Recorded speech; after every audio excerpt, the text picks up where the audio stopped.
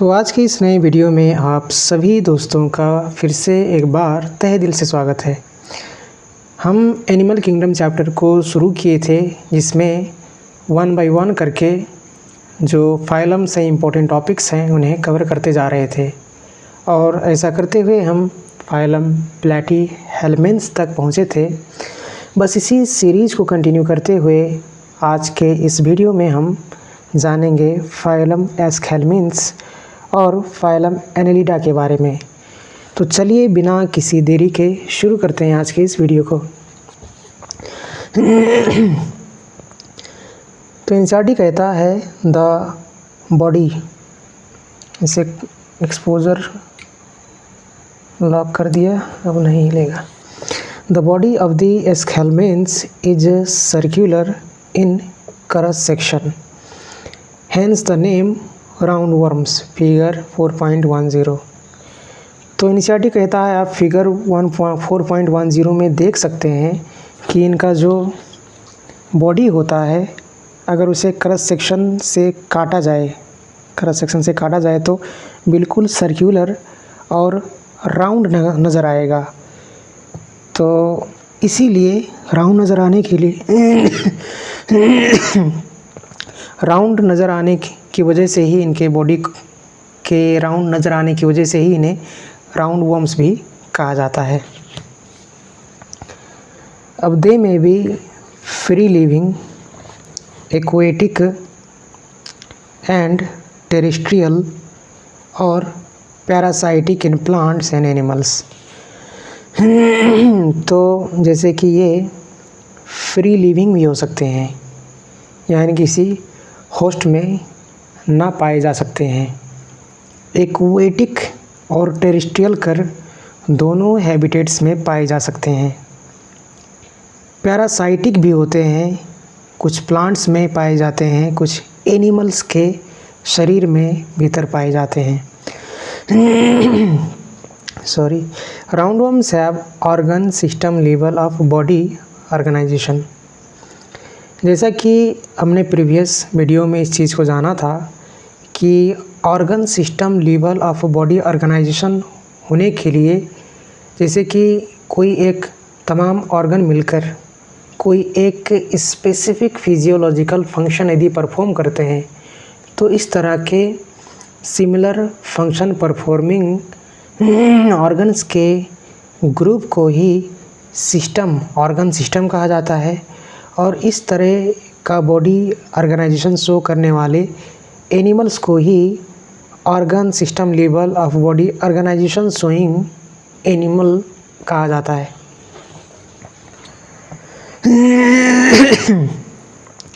They are bilaterally symmetrical, triploblastic and pseudocoelomate animals. तो bilaterally symmetrical ज़रूर होंगे, जैसा कि आप यहाँ देख सकते हैं फिगर में कि अगर इनके शरीर के सेंटर से पास करने वाले किसी एक प्लेन से अगर काटा जाए तो ये इक्वल हाफ्स में डिवाइड हो जाएंगे। तो जाहिर सी बात है, ये बाइलेटरली सिमेट्रिकल होते हैं। ट्रिप्लोब्लास्टिक होना तो प्लैटीहेल्मिन्थ से ही शुरू हो चुका था, यानी कि इनके एम्ब्रियोनिक स्टेज में भी तीनों जर्माइनल लेयर्स एक्टोडर्म, मेसोडर्म और एंडोडर्म अपीयर होते हैं और उन्हीं से इनका शरीर फर्क ऑर्गन बनता है। And pseudocoelomate animals.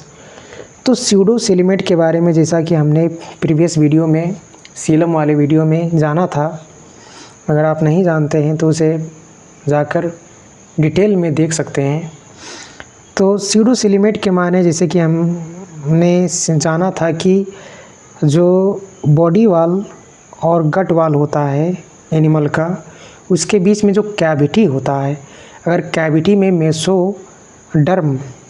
Mesoderm pouches के फॉर्म में अगर प्रेजेंट है तो ऐसे सीलम को ही, ऐसे बॉडी कैविटी को ही स्यूडोसीलम कहा जाता है और ऐसे एनिमल्स को ही स्यूडोसिलिमेट एनिमल्स कहा जाता है। Any alimentary canal is complete with a well developed muscular pharynx. इनका एलिमेंट्री कैनल जो होता है वो कंप्लीट होता है। अब कंप्लीट एलिमेंट्री कैनल होने का क्या मतलब होता है? कंप्लीट एलिमेंट्री कैनल होने का ये मतलब होता है कि इनमें दो ओपनिंग्स होते हैं। इनके एलिमेंट्री कैनल में माउथ भी मौजूद है और एनस भी मौजूद है। और इसके साथ साथ बता रहा है एनसीईआरटी, इनमें एक डेवलप्ड मस्कुलर फेरिंग्स भी पाया जाता है। यानी कि इंटीरियर जो बॉडी है उसमें मस्कुलर फेरिंग्स भी मौजूद होता है। जिस तरह से ह्यूमन में नेक होता है इसी तरह से इनमें मस्कुलर फेरिंग्स होता है। An excretory tube removes body wastage from the body cavity through the excretory pour.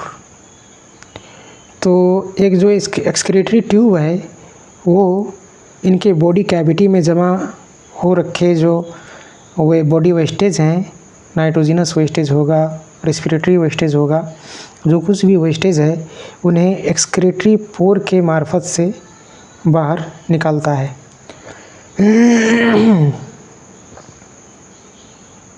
Sexes are not separate dioecious, that is sexes are separate dioecious, that is males and females are distinct। यानी कि इनमें जो है ये mail round worm है, ये female round worm है, इस तरह से इन्हें बांटा जा सकता है। इनमें जो सेक्स ऑर्गन्स होते हैं वो फ़र्क इंडिविजुअल में पाए जाते हैं, दोनों एक ही में नहीं पाया जाता। टेक्निकल वर्ड है उसके लिए डायोइशियस। दो फ़र्क इंडिविजुअल्स में इनका मेल और फीमेल ऑर्गन्स पाया जाता है। Often females are longer than males. जाहिर सी बात है, आप देख सकते हैं जो फीमेल है वो साइज़ में लंबा है मेल की तुलना में। Often females are longer than males, ये एनिमल्स में पाया जाता है, इनवर्टिब्रेट्स वगैरह में। Fertilisation is internal and development may be direct.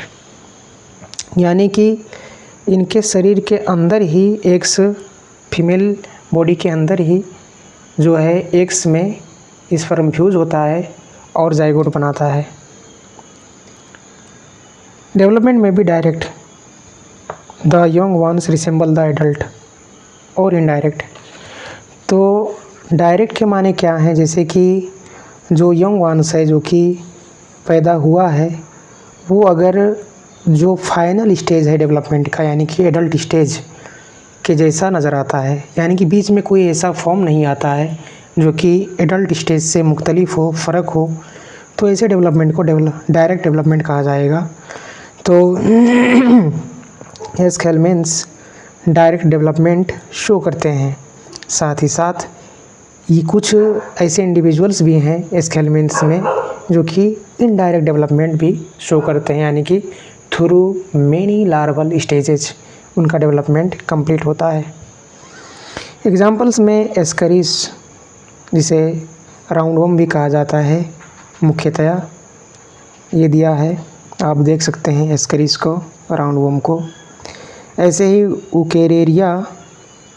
ओकेरेरिया है, जिसे ओकेरेरिया बैंक्रॉफ्टी भी कहते हैं साइंटिफिकली, और इसे कॉमन लैंग्वेज में फिलारियल वर्म भी कहा जाता है। फिलारियासिस जो होता है जिसे हाथी पायले रोग कहते हैं, वो इसी ओकेरेरिया बैंक्रॉफ्टी की वजह से होता है। ये एक वेक्टर होता है जो कि उस मस्कीटो को कैरी करता है। एक ऐसा वेक्टर होता है जो कि उस चीज़ को कैरी करता है जिसकी वजह से फिलारियासिस होता है। एनसाइक्लोस्टोमा या फिर हुकवर्म, तो ये हुकवर्म के नाम से जाना जाने वाला एनसाइक्लोस्टोमा भी एक एग्जाम्पल है।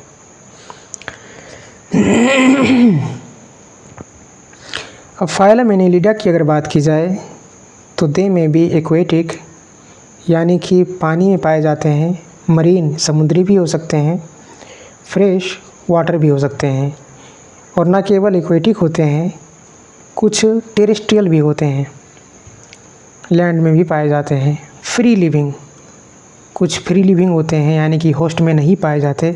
समटाइम्स पैरासाइटिक, होस्ट के शरीर में भी पाए जाते हैं कुछ। They exhibit organ system level of body organisation and bilateral symmetry. तो बायलैटरल सिमेट्री आप देख सकते हैं कि इनके बॉडी के सेंटर से पास करते हुए किसी एक प्लेन से अगर इन्हें काटा जाए तो इन्हें इक्वल हाफ्स में डिवाइड किया जा सकता है। तो जाहिर सी बात है बायलैटरली सिमेट्रिकल हैं। Organ system level of body organisation, जैसा कि हमने एस्केलेमेंथिस में जाना कि अगर सिमिलर फंक्शन परफॉर्मिंग जो ऑर्गन्स हैं वो कोई एक स्पेसिफिक फिजियोलॉजिकल फंक्शन परफॉर्म करते हैं, परफॉर्म करने के लिए अगर ग्रुप्ड हैं तो ऐसे सिमिलर फंक्शंस परफॉर्मिंग ऑर्गन्स के ग्रुप को ही सिस्टम कहा जाता है। और ऐसे organ system level of organisation पाए जाने वाले एनिमल्स को ही जो है, एनिमल्स में ही एनिलिडा भी शामिल है। They are triploblastic, metamerically segmented and coelomate animals. तो इनमें इनके जो एम्ब्रियोनिक स्टेज होता है उसके दौरान तीनों जर्माइनल लेयर्स यानी कि एक्टोडर्म, मेसोडर्म और इंडोडर्म तीनों पाया जाता है। मेटामेरिकली सेगमेंटेड होना, जैसा कि हमने प्रीवियस वीडियो में जाना था सेगमेंटेशन वाले टॉपिक में, कि बाहर से भी शरीर एक्सटर्नली भी डिवाइडेड हो, बटा हुआ हो, और इंटरनली भी बटा हुआ हो। तो इंटरनली बटा हुआ होने का क्या मतलब होता है ये भी हमने प्रीवियस वीडियो में समझा था, आप उस वीडियो को देख सकते हैं। तो ये मेटामेरिकली सेगमेंटेड होते हैं एनालिड्स, और सीलोमेट एनिमल्स होते हैं। सीलोमेट के माने इनमें जो बॉडी कैविटी होता है मेसोड्रम से लाइंड होता है, और ऐसे मेसोड्रम से लाइंड बॉडी कैविटी इनके बॉडी वाल और गट वाल के बीच में पाया जाता है। तो सीलोमेट एनिमल्स होते हैं। Their body surface is distinctly marked out into segments or metamers. Hence the phylum name Annelida, जहाँ लेटिन में एन्यूलस के माने होते हैं लिटिल रिंग। लेटिन में एन्यूलस के माने होते हैं लिटिल रिंग्स यानी कि छोटे छोटे रिंग्स। और जाहिर सी बात है इनका जो शरीर होता है उसे छोटे छोटे रिंग शेप के सेगमेंट्स में, जिसे मेटामर्स भी कहते हैं, ऐसे छोटे छोटे रिंग जैसे सेगमेंट्स में बटा हुआ आप देख सकते हैं, डिस्टिंक्टली मार्क्ड हुआ आप देख सकते हैं। तो इस तरह से इनका जो शरीर है जो कि रिंग जैसे छोटे छोटे सेगमेंट्स में बटा हुआ, छोटे छोटे मेटामर्स में बटा हुआ नज़र आता है, इसीलिए इन्हें एनेलिडा नाम दिया गया है। They possess longitudinal and circular muscles which help in locomotion. जब आप इनका ट्रांसवर्स सेक्शन देखेंगे तो आप पाएंगे कि इनमें कुछ लॉन्गिट्यूडनल मसल नाम के एक टाइप ऑफ मसल होता है, वो भी पाया जाता है, और सर्कुलर मसल जो होता है वे भी पाया जाता है। ये दोनों मसल्स स्पेशली लोकोमोशन में यानी कि मूवमेंट कराने में मदद करते हैं। Aquatic annelids like Nereis possess lateral appendages. आप जैसा कि यहाँ फिगर में देख सकते हैं, ये नेरीज है, ये नेरीज, और इसमें आप इसका जो ये है एपेंडेजेस, लेटरल एपेंडेजेस देख सकते हैं। इसके इन लेटरल एपेंडेजेस को पैरापोडिया कहा जाता है, जो कि इन्हें इन एक्वेटिक नेरीज को पानी में स्विम करने में मदद करता है। A closed circulatory system is present. Closed circulatory system के बारे में भी हम जान चुके हैं। अगर वेसल्स के मार्फत से शरीर भर में अगर ब्लड फ्लो करता है तो ऐसे सर्कुलेटरी सिस्टम को ही क्लोज्ड सर्कुलेटरी सिस्टम कहा जाता है। Nephridia single nephridium help in osmo regulation excretion.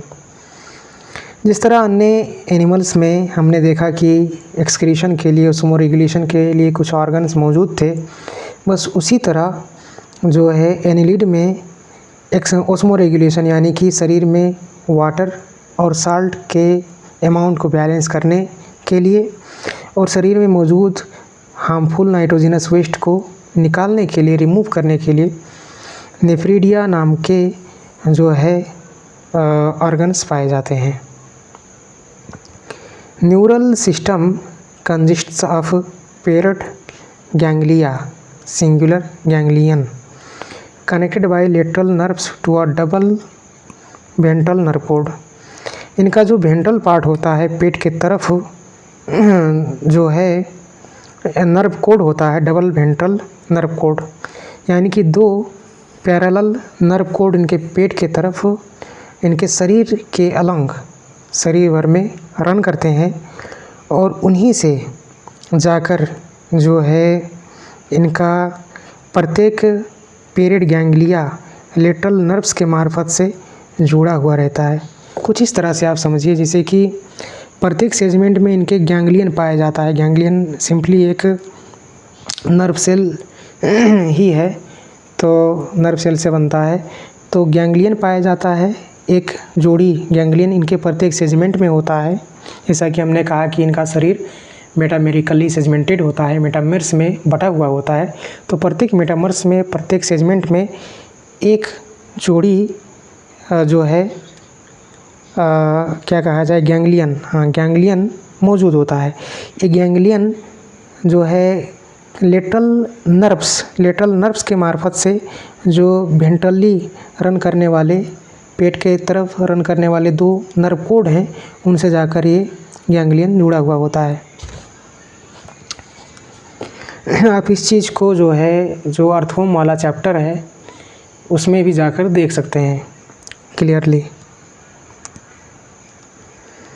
तो इस तरह से इनका न्यूरल सिस्टम तैयार होता है।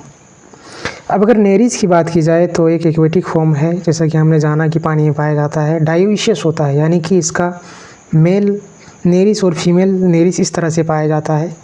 लेकिन अर्थवॉर्म्स और लीचेस जो होते हैं वो मोनोइशियस होते हैं, यानी कि इनके एक ही इंडिविजुअल के अंदर ही मेल और फीमेल दोनों पार्ट्स पाए जाते हैं।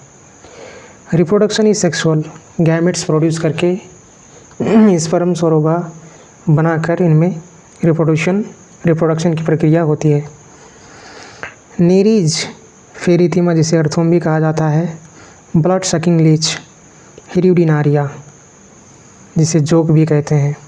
तो इस तरह से ये जो हैं ये सब एनेलिड्स होते हैं। तो आज की इस वीडियो में इतना ही। अगर आपको कोई डाउट है तो ज़रूर पूछ सकते हैं कमेंट कर। कोई सजेशन है तो ज़रूर दें। और बस आज के लिए इतना ही। आप ऐसे ही पढ़ते रहें। अगली वीडियोज़ में फिर से हम एक नए टॉपिक के साथ मिलने की कोशिश करेंगे इंशाल्लाह। आज के लिए इतना ही। Thank you.